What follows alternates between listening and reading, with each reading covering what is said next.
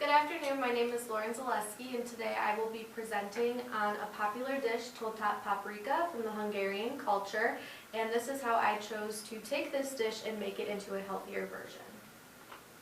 As hardworking humans, our bodies need a continuous source of fuel. For us, that continuous source of fuel is found in food. However, what foods that we choose to fuel our bodies with is a concern, and that plays a major role in our health and wellness.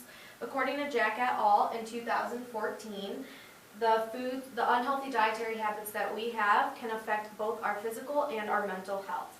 And since nutrients come primarily from the food that we eat, we want to be cautious of what we are fueling and consuming. When examining dietary habits, we tend to solely focus on the lifestyle of Americans. However, Volkort in 2014 found that examining the dietary habits, the lifestyle, and the nutritional value that Europeans place on their own food is very important. For example, Europeans reduce their saturated intake as well as increasing their fruit and vegetable intake. This was found by Bruggen Onemia in 2006. In the United States, portion sizes are something that are not usually emphasized, but in European countries such as Hungary, they are very cautious of how much that they are eating in a single meal. They always measure and make the appropriate amount of food that is recommended for the specific dish that they are having. Additionally, sugary drinks and foods and processed foods are not easy to come by in Hungary, so their intake of foods and drinks such as that are not as high as Americans, so their lifestyles are overall healthier. Stepping away from dietary habits and focusing more on what it means to be healthy, the question what it means to be healthy and well is not something that can be easily answered in one specific answer. The health and wellness are multifaceted concepts, so you have to examine it on levels of physical, mental, and social factors. Although when wellness is associated with nutrition and diet, you do want to focus on those dietary habits, and that was found by Mahone et al. In 2013. And the dietary habits that an individual has is based on what they perceive it means to be healthy and well. Specifically, the choices that they make and what they eat is reflective of what they think it means to be healthy. Since I am of Eastern European descent, which is Hungarian, I chose to prepare a popular dish, toltap paprika, and I made 2 substitutions in the meal, and the ingredients that I use as well as the preparation is explained thoroughly in the demonstration video I will show you now.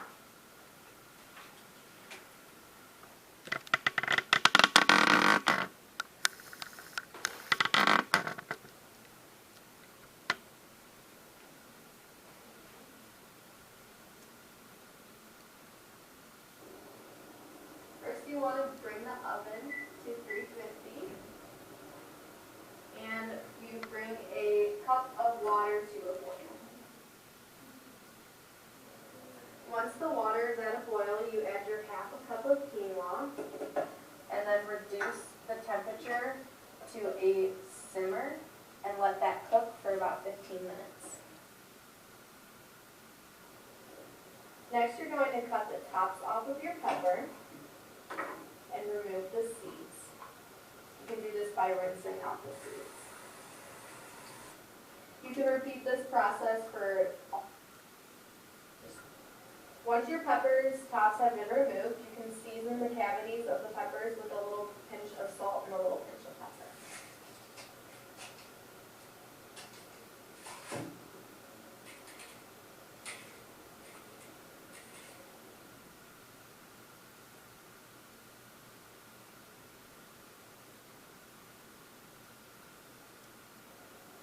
In a large mixing bowl, add your diced tofu, onion, and garlic, as well as 1 large egg.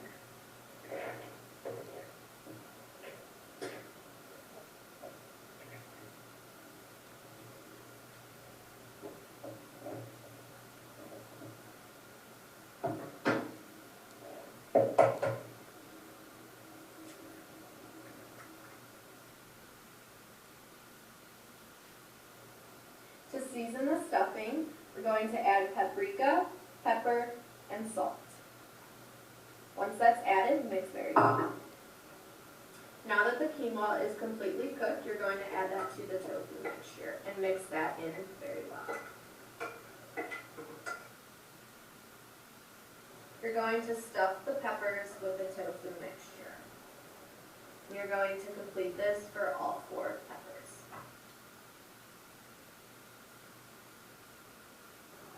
Into a bowl that contains 1 teaspoon of sugar, you're going to add your 2 8-ounce cans of tomato sauce and mix very well.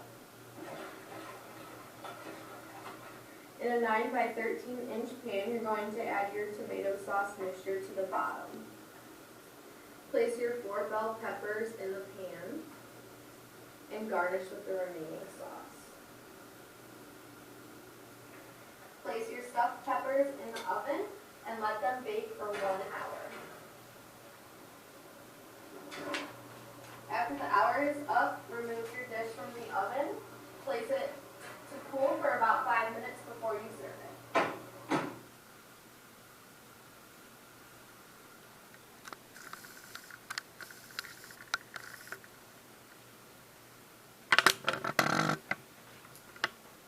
In order to increase the overall health value of the dish, I made 2 substantial changes to 2 very important ingredients. The first substantial substitution of ingredient that I made was white rice to quinoa. Quinoa is very high in dietary fiber, as well as it contains essential minerals that our body needs to have an overall well-rounded diet. The high in fiber aspect and the minerals contributes to the fact that our digestive health would be at optimal health. The second substitution that I chose to make was from ground pork or ground steak to tofu. I myself am a vegetarian and I wanted to be able to eat the dish. Ground pork and ground steak are very high in unsaturated fats, and by using tofu, it decreased that amount of unsaturated fats and increased the amount of polyunsaturated fats, which are healthier for your overall cholesterol levels. Using tofu also added additional carbohydrates, amino acids, dietary fiber, and omega-3 fatty acids, which are essential in lowering your overall cholesterol levels. During my time at the University of Mount Union, I had to take multiple courses that helped guide me in my research of this demonstration. The first class that I took was Anatomy and Physiology 1, and in this class we learned about homeostasis and how a diet impacts homeostasis within the body.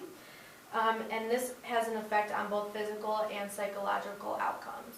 Your psychological outcomes are referring to whether or not you are experiencing body dissatisfaction or body discrimination, and the physical aspects are referring to whether or not a person is just overweight or obese.